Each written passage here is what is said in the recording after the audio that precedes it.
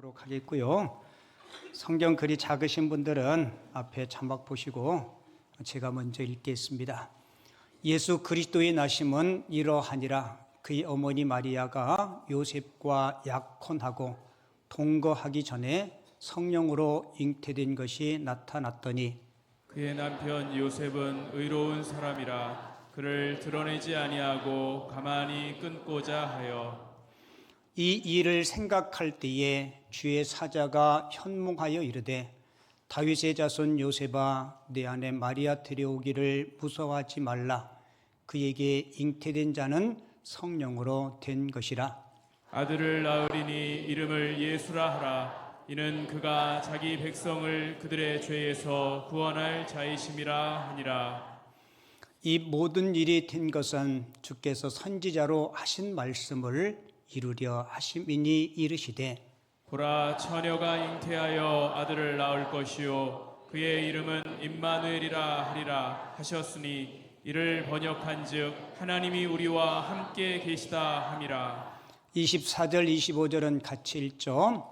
요셉이 잠에서 깨어 일어나 주의 사자의 분부대로 행하여 그의 아내를 데려왔으나 아들을 낳기까지 동침하지 아니하였더니 나음의 이름을 예수라 하니라. 아멘. 오늘 성탄 주일을 맞이해서 말씀 전하기 전에 준비한 영상이 있는데 잠깐 영상 시청하고 말씀 나누도록 하겠습니다.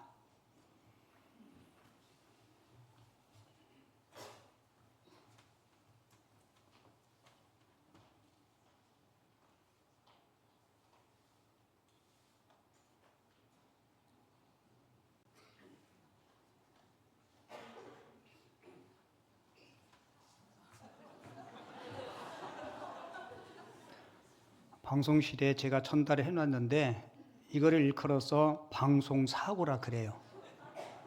살다 보면 이런저런 일도 많은데 이런 사소한 일이야 그냥 넘어가면 되죠. 그래도 뭔지 궁금하죠. 궁금해요, 안 해요? 예, 그러면 다음에 끝날 쯤에 준비되면 말씀해 주시고 지금 됐대요? 예, 됐답니다. 예, 그러면 준비했으면 틀어주시면 좋겠습니다.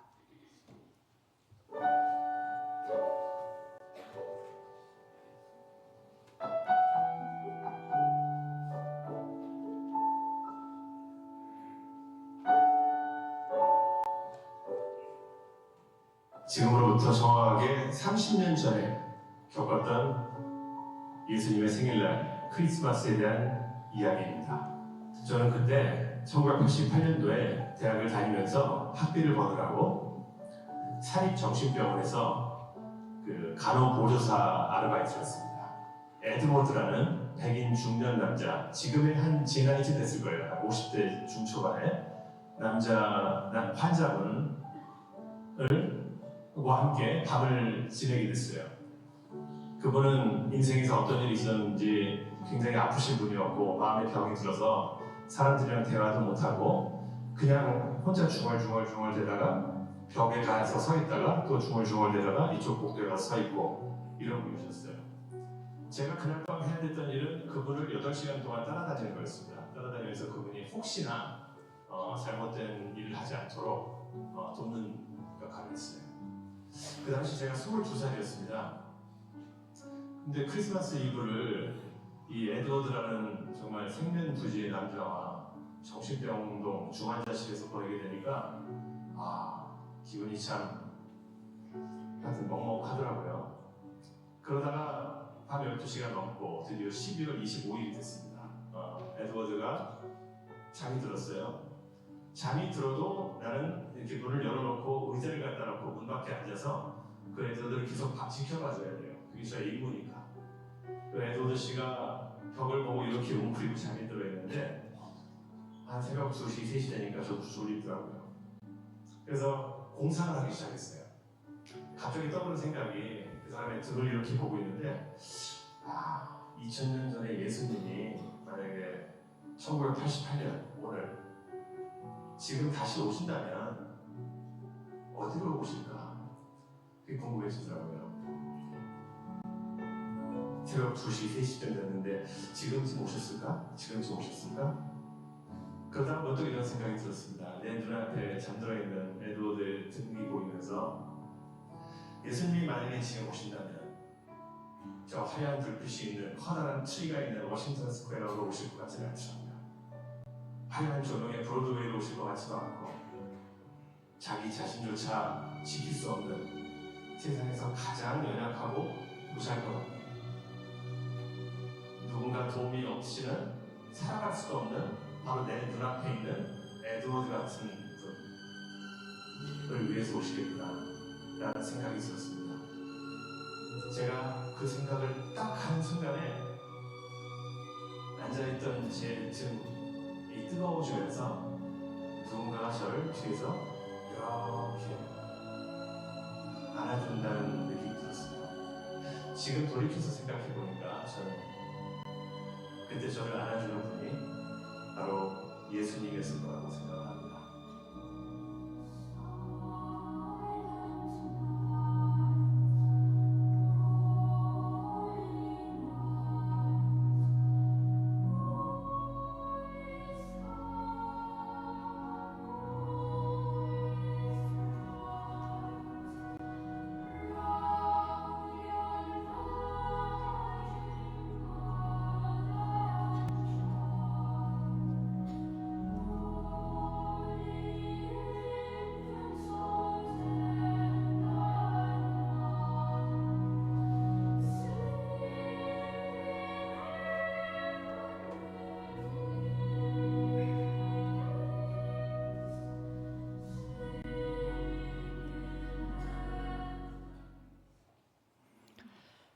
오늘 성탄절을 맞이해서 읽은 본문 말씀을 가지고 받아들이기 힘든 하나님의 방법이라는 제목으로 하나님의 주시는 을 나누겠습니다. 제목 같이 읽어볼게요.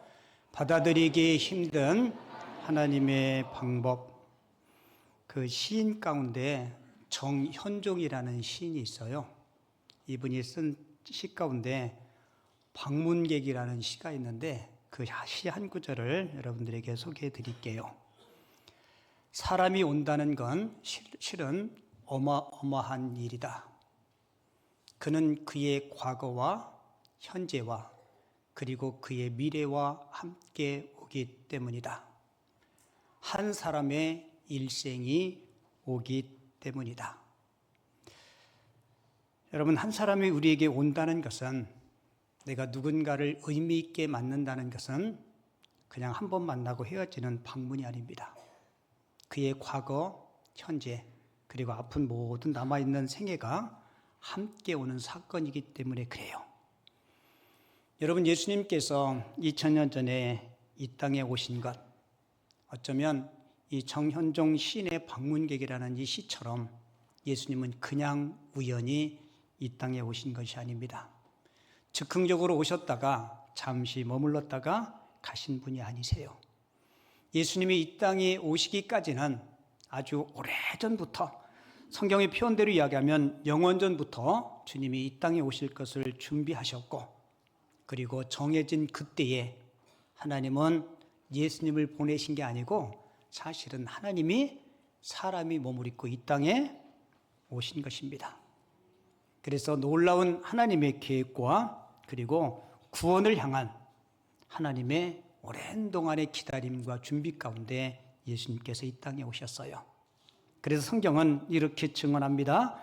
갈라디아서 4장 4절에 보면 같이 읽어볼게요.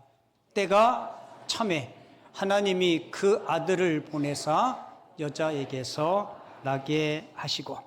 여러분, 여기서 이야기하는 이때가 언제예요? 맞아요. 예수님께서 이 땅에 탄생하신 그 성탄절 그 순간을 가리킵니다. 이 때를 정하신 분은 하나님이세요.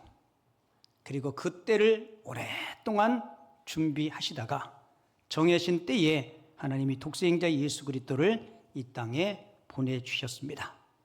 근데 하나님이 예수님을 이 땅에 보내실 때 우리 인간의 이성, 인간의 상식을 뛰어넘는 방식으로 예수님을 이 땅에 보내주세요. 오늘 설교 제목이 뭐라고 그랬죠?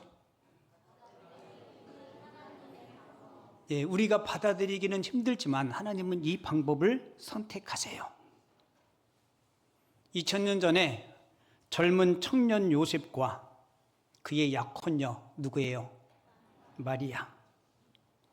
약혼만 했는데 같이 동침하거나 동거한 적이 없는데 이 약혼녀가 잉태를 했다는 겁니다. 정말 충격적인 사건이죠. 많은 현대인들이 이 본문을 읽으면 이렇게 생각할 거예요. 요즘은 뭐 그런 일들이 비일비재하고 요즘은 결혼식 전에 아이를 낳고 그게 양가 부모님들에게 큰 선물이 된다고. 사실 문화가 많이 바뀌었어요. 하지만 예수님 시대에 약혼을 하면요, 지금의 약혼과 지금의 동거와는 완전히 개념이 다릅니다. 그 당시에 약혼을 하면 적어도 1년 이상은 각각의 집에서 결혼을 준비하고, 그리고 이것이 철저하게 잘 지켜졌다는 겁니다. 그러니까 한마디로 이야기하면 도저히 아이가 생길 수 없는 그런 상황이었어요. 근데 어떤 계기에서 어떤 이유 때문에 마리아에게 아이가 생겼는지 여러분, 요셉은 엄청 당황했을 겁니다. 근데 하나님은 예수님을 이 땅에 보내시기 위해서, 이 놀라운 구원 계획을 이루기 위해서 요셉이라는 사람을 하나님께서 사용하세요. 여러분, 그 당시에 많은 총각들이 있었을 것이고 많은 젊은이가 있었을 텐데 왜 하나님은 유독 요셉이라는 젊은이를 우리 예수님의 보호자로, 예수님의 양육자로 그를 사용하셨을까? 여러분, 성경에 보면요, 요셉의 말은요 한마디도 없어요. 요셉은 늘 배경에, 주연도 아닌 조연의 자리에 서 있습니다. 한 무명 시인이 아름다운 사람을 만나고 싶다라는 제목의 시를 썼는데요, 저는 그 시의 내용이 요셉을 설명해 주는 것 같아요. 여러분들에게 한번 읽어드릴게요. 아름다운 사람을 만나고 싶다. 언제 보아도 마음이 뭐하고요? 따뜻한 사람, 밤 하늘에 별 같은 사람을 만나고 싶다. 바라보면 바라볼수록 온화한 거울 같은 사람, 마음이 편한 사람을 만나고 싶다. 결코 화려하지도 투박하지도 않으면서 소박한 삶의 모습으로 오늘 제 삶의 갈 길을 묵묵히 가는, 같이 읽어볼게요. 그런 사람의 아름다운 마음 하나 고이 간직하고 싶다. 저는 이 시인이 만나고 싶어 했던 사람 중에 한 사람이 오늘 본문의 주인공 요셉이 아닐까라는 생각이 들어요.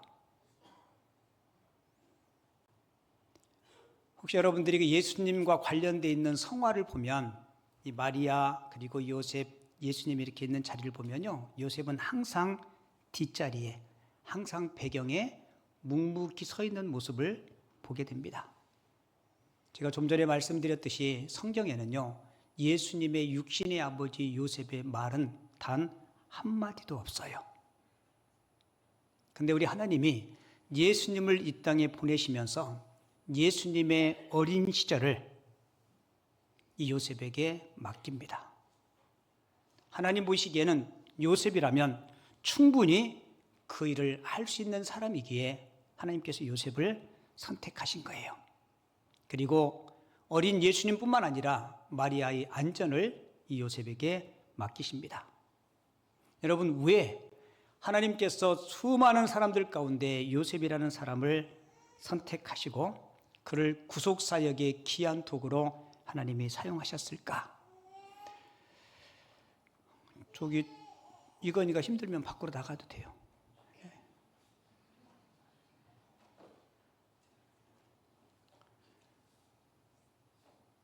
그리고 참고로 아기들 낳을 수 있는 분들 있으면 하나씩 둘씩 더 낳으세요. 이렇게 이야기했더니 여러분이 목사님이 나면 낳겠다고. 저는 이미 문이 닫혔어요. 여러분, 하나님께서 이 요셉을 인류 구원 사역에 예수님을 보내시는 데 기회하게 쓰임 받은 이 요셉이 쓰임받은 이유가 있어요. 그 첫 번째로 요셉은 죄를 멀리하는 의로운 사람이었다는 거예요. 오늘 본문 19절 볼까요? 성경은 요셉에 대해서 이렇게 고백하고 있어요.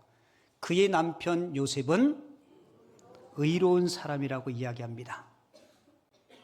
여러분은 의로우신 분인가요? 대답들이 없어요. 우리 성간 대원들은 의로우신가요? 저한테 물어봐 주실래요? 목사님은 의로우신가요? 크게 시작. 예, 저는 의로워요. 왜냐하면 예수를 믿는 믿음 때문에 하나님이 의롭다고 해주셨어요. 저뿐만 아니고 여러분들도 마찬가지입니다. 여러분, 요셉이 의롭다고 해서 하나님처럼 죄가 하나도 없는 그 의를 이야기하는 것이 아닙니다. 성경은 의인은 없나니 하나도 없다라고 이야기해요. 예수님 외에, 하나님 외에는 의로운 사람이 아무도 없습니다. 요셉이 예수님처럼 흠도 없고 점도 없어서 의롭다고 이야기하는 것이 아니고, 성경이 요셉을 그는 의로운 사람이라고 이야기하는 이유는, 요셉은, 잘 들으세요, 하나님 앞에 바르게 살려고 애쓰고 몸부림쳤던 사람입니다. 이게 하나님의 자녀, 의롭다함을 인정받은 우리들의 삶의 태도임을 꼭 기억하시기 바랍니다. 우리 솔직히 예수 믿어도 실수해요. 욕심 때문에 때로는 신앙도 뒷전에 둘 때가 있어요. 예수님의 육신의 아버지 요셉이 직업이 뭔지 아세요? 목수였습니다. 목수.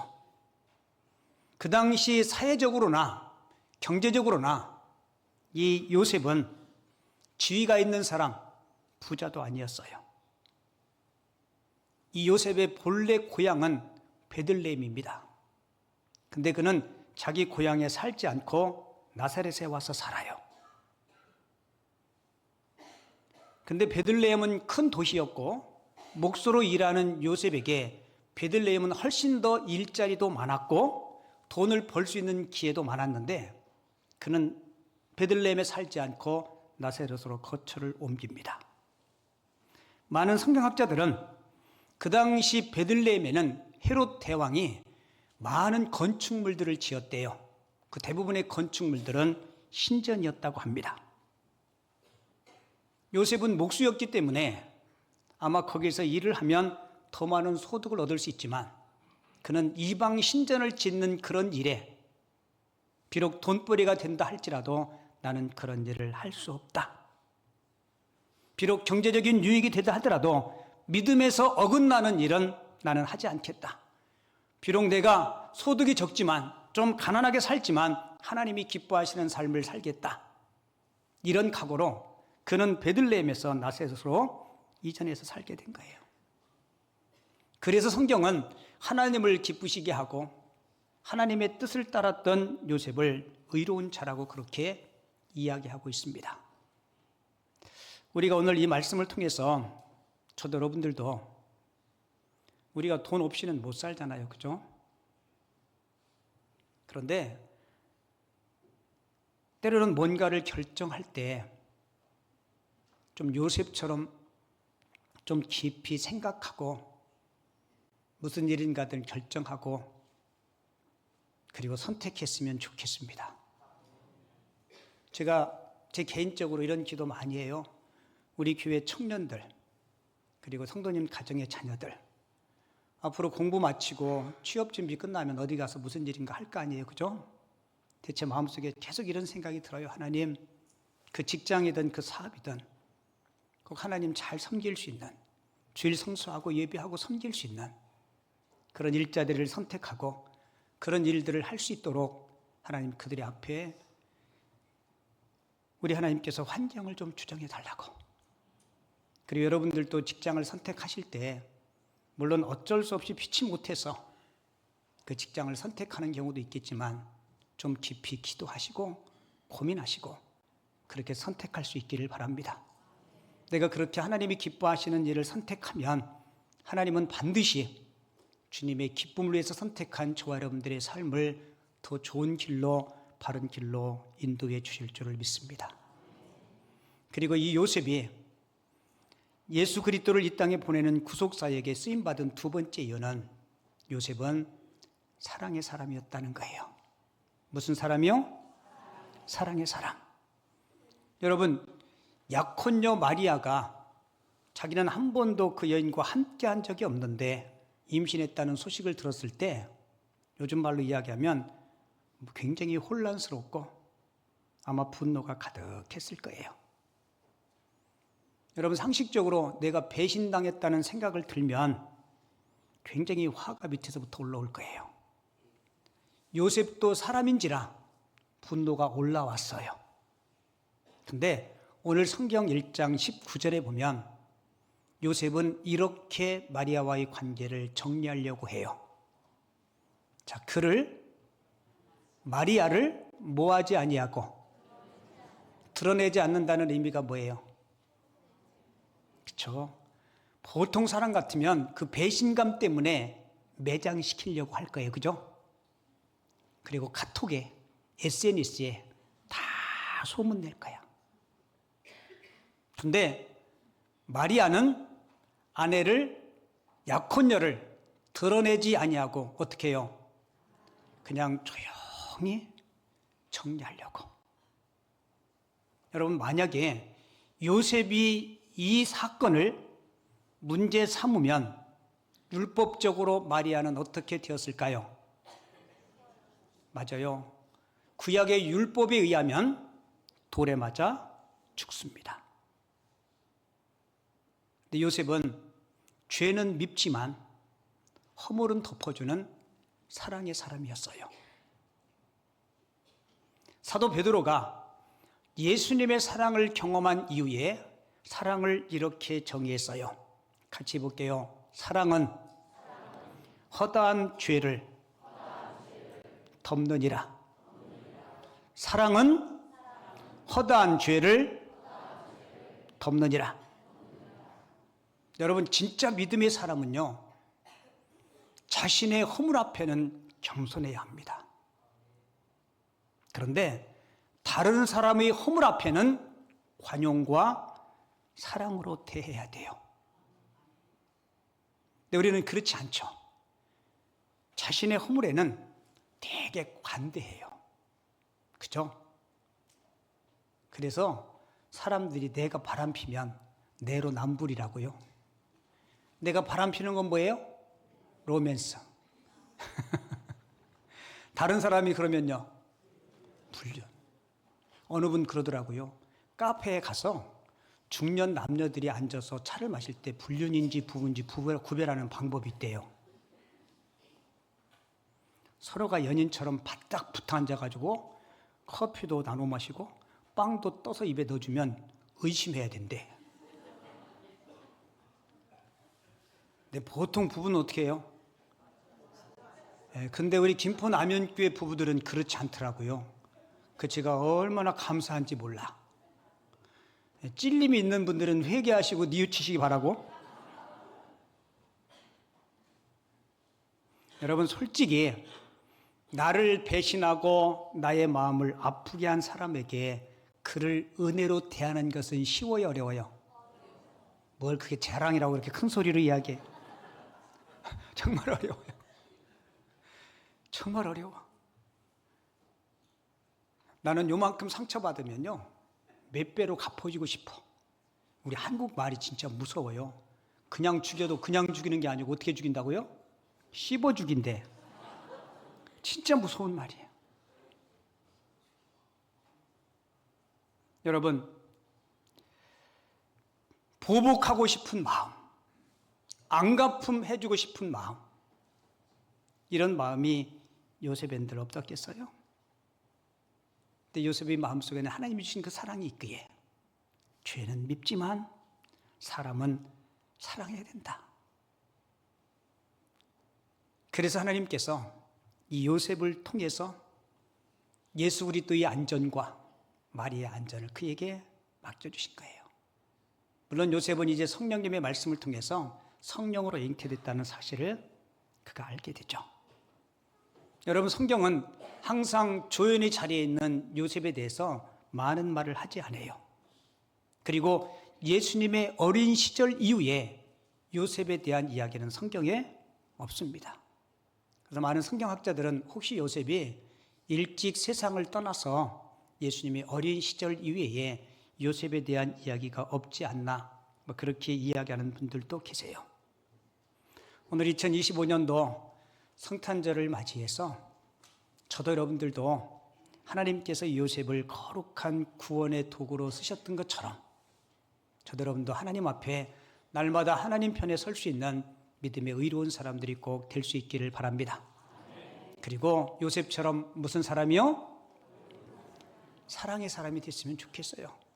우리 기독교가 사랑의 종교라고 이야기하죠. 맞아요, 안 맞아요? 교회에서 가장 많이 쓰는 단어가 아마 사랑일 거예요.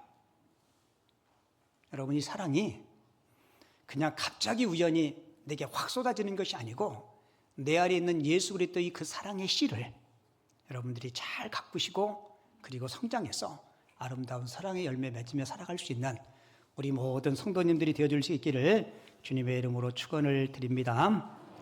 찬송